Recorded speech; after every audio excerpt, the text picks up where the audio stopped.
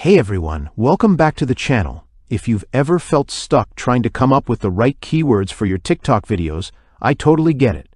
I've been there too, staring at the screen, wondering what people are actually searching for. But today, I want to share something that has completely changed the way I do TikTok keyword research: the Autosuggest keyword generator inside Tik Analyzer. This tool is a total game changer because it doesn't rely on guesswork. Instead, it pulls live keyword suggestions straight from TikTok's own search bar. That means you're not just seeing random ideas, you're seeing what real TikTok users are searching for right now.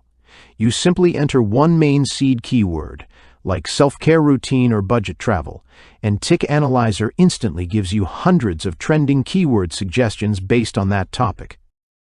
But it doesn't stop there. What makes it really powerful is the data behind it.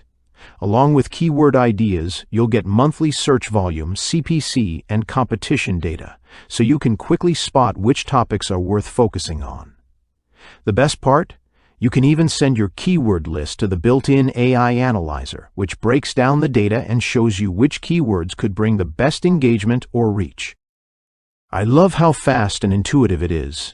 Within minutes, you can go from one idea to a full content plan built around real search data.